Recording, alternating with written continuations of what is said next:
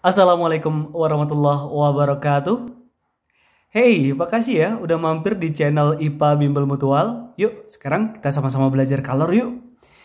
Nah, di sini di depan kalian, di depan layar kalian sudah muncul nih beberapa soal tentang kalor ya. Nah, sebelum kita bahas satu persatu, kita akan bahas dulu rumus-rumus yang biasa dipakai. Rumus kalor, jadi biasanya dia berbentuk grafik seperti ini ya. Nah, untuk grafik yang berada di sebelah sini, yang misalnya dari proses A ke B, itu karena dia nilainya negatif ya, di bawah 0, sehingga biasanya kalau kita memanaskan air, airnya itu masih bentuknya es. Maka dia rumusnya adalah Q sama dengan M C delta T. Q itu kalor, M itu massa, C itu kalor jenis. Nah, kalor jenisnya itu pakai kalor jenis es. Kenapa? Karena bendanya masih berbentuk es. Dan delta T adalah perubahan suhu. Kemudian, jika nanti ada soal suruh menghitung proses kalor dari B sampai C, dia rumusnya adalah Q sama dengan M kali L. M itu massa dan L itu adalah kalor lebur. Kenapa? Karena memang di sini adalah prosesnya melebur, yang semula dari asalnya dari es melebur menjadi air ya. Kemudian untuk proses dari C sampai D, dia udah mulai panas nih airnya ya. Nah, dia pakai rumus Q sama dengan MC delta T. C-nya pakai C air karena bendanya sudah berbentuk air. Sementara untuk proses di D sampai E, kita menggunakan rumus Q sama dengan M kali U. M-nya massa dan U-nya adalah kalor uap. Cara gampang untuk mengingatnya adalah seperti ini. Untuk garis miring, kita pakai MC delta T ya. Jika dia grafiknya berupa garis miring, proses AB atau proses CD, kita pakai rumus MC delta T. Untuk yang di bawah 0 derajat, C-nya pakai CS atau kalor jenis es. Untuk proses C sampai D kita pakai C air atau kalor jenis air. Nah, untuk grafik yang berbentuk garis lurus seperti di BC dan juga DE, kita pakai M kali L ataupun M kali U. M kali L untuk proses melebur ya, ketika suhunya pas 0 derajat. Kemudian M kali U itu proses menguap ya. Biasanya di sini suhunya adalah 100 derajat Celcius jika yang kita panaskan adalah air. Semoga bisa gampang untuk dipahami. Nah, sekarang kita akan bahas soal-soal yang sudah tersedia di sini. Yang pertama, berdasarkan grafik, banyaknya kalor yang dibutuhkan oleh 5 kg air dalam proses C ke D. Jika kalor jenis air adalah 4200 Joule per kilogram derajat Celcius adalah berapa? Ya. Kita lihat proses C ke D, dia garis miring. Kalau garis miring berarti MC delta T. Nah, dia suhunya sudah di atas 0 derajat Celcius, berarti C-nya kita pakai C air. Yuk kita kerjakan bareng-bareng. Jadi di sini 5 kg air berarti diketahui adalah massa sama dengan 5 kg.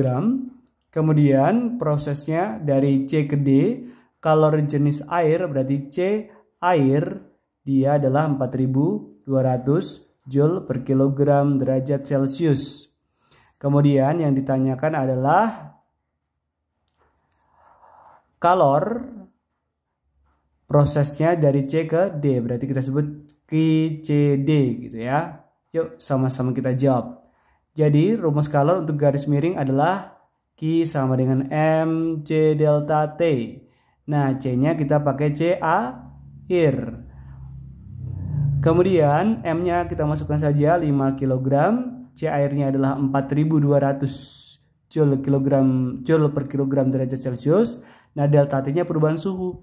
Perubahan suhu itu di sini C itu suhunya 0 derajat, D 10 derajat Celcius. Maka perubahan suhu itu adalah T yang besar kurangi T yang kecil. Suhu yang besar kurangi yang kecil berarti 10 kurangi 0 sama saja 10 ya.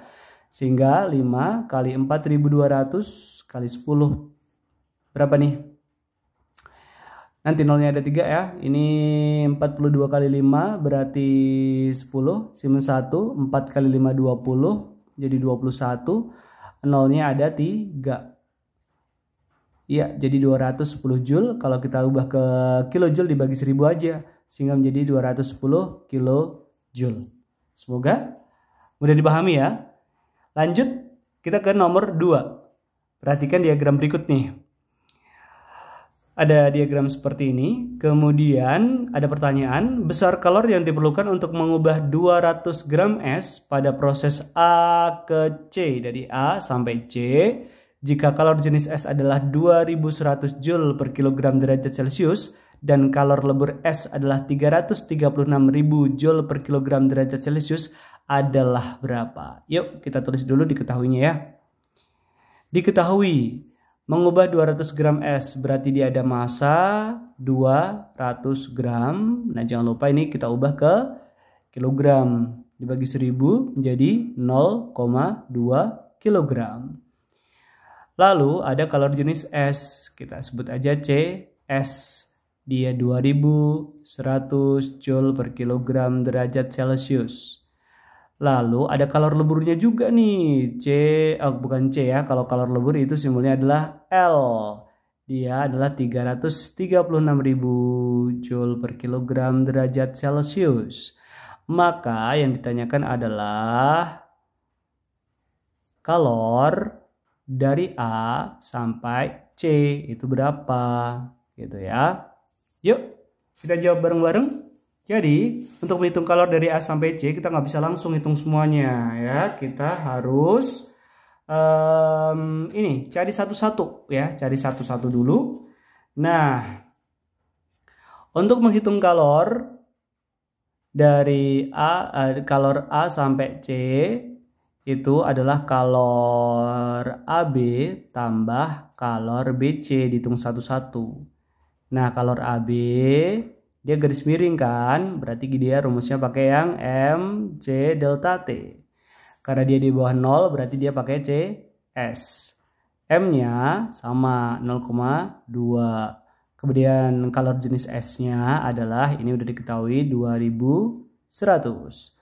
Kemudian delta T-nya yang besar kurang yang kecil nih, berarti 0 dikurangi min 10, jangan 0 kurangi 10 ya. Sehingga dia 0 tambah 10 sama saja 10 ya. 0,2 kali 2100 kali 10. Biar gampang nih, ini sama ini kita kalikan dulu. 0,2 kali 10 adalah 2 kali 2100, jadinya sini aja deh, 4200 Joule. Nah, kalau sudah, sekarang kita akan hitung kalor dari proses B ke C. QBC. Nah, QBC dia garis lurus kan? Di sini dia prosesnya melebur, maka kita pakai rumus M kali L. M-nya adalah 0,2 sama, kemudian kalor leburnya 336.000. Maka kalau kita hitung, dia akan ketemu 67.200. 67.200 Joule. Sehingga kalor dari A sampai C adalah, tinggal dijumlahkan aja, 67.200 tambah 4.200. Maka hasilnya adalah 71.400 Joule. Kalau mau dirubah ke kilogram, tinggal dibagi 1000, sehingga 71,4 kilojoule. Oke? Lanjut dah ke nomor 3. Aluminium bermassa 2 kg dengan suhu 20 derajat Celcius menerima kalor sebesar 180 kJ. Jika kalor jenis aluminium 900 Joule per kilogram derajat Celcius, maka suhu akhir aluminium adalah, nah ini soalnya agak pembahasannya agak panjang nih. Jadi diketahuinya langsung di soal aja ya. Jadi ada massa berarti M 2 kg menerima suhu 20 derajat Celcius, ada T 20 derajat Celcius. Kemudian menerima kalor berarti Q-nya udah ada ya, 180 kJ. Jika kalor jenis aluminium, berarti kita sebut aja C aluminium, CaL, 900 Joule per kilogram derajat Celcius. Maka suhu akhir kita anggap aja T2. Karena ada T2 berarti ini ada T1 ya, suhu awal, suhu akhir. Suhu akhirnya berapa nih? Oke. Nah, kalau ada soal seperti ini, berarti kalau ada T1, T2, maka dia pakai rumus yang ada delta T-nya kan? Ya, kalau ini M kali L nggak ada delta T-nya, M kali U juga nggak ada delta T-nya, otomatis kita pakai rumus yang Q sama dengan MC delta T. Nah gitu. Kemudian kita urai dulu, delta T-nya itu berarti T yang akhir kurangi T awal. Oke, mari kita masukkan angka-angkanya. Q-nya udah ketemu tuh, 180 kilojoule, tapi karena di sini C-nya atau kalor jenisnya dia pakai joule ya kita rubah dulu ke joule ya, sehingga dikali 1000, 180.000, M-nya adalah 2, kalor jenis aluminiumnya adalah 900, kemudian T2-nya dicari, T1-nya dia 20. Nah kayak gini, jadi 180.000 sama dengan 2 kali 9, 18 kan, nolnya 2 nih, kali T2 kurangi 20. Kalau udah didistributif dah, ini 180.000, yang ini 1800 T2 kurangi, ini kali ini kan 18 kali 2 tuh 36 ya, 36 nolnya 3, jadi 36.000. Terus kalau gimana bang? Ya udah pindah aja nih ini ke sini, jadi 180.000. Ini negatif pindah jadi positif 36.000, kemudian 1800 T2. Ini ketemunya berapa nih? 1, 2, 3, kemudian 6, 8 tambah 3, 11, 1, 216 ya, sama dengan 1800 T2. Maka T2-nya adalah 216000. Ini pindah ke ruas, perkalian pindah ruas jadi bagi 1800, coret aja nolnya. Oke, pembagian dah. 21 bagi 18, 21 bagi 18 dapat 1, sisa 18, 19, 20, 21, 3 lah, 36, berarti 2, masih ada 0, 1, ketemu deh 120 derajat Celcius. Oke, itu pembahasannya, boleh deh diulang lagi dari awal video ini biar makin paham ya. Jangan lupa subscribe biar tahu kalau ada update pembahasan soal-soal lainnya. Thanks for watching. See you on the next video and bye-bye.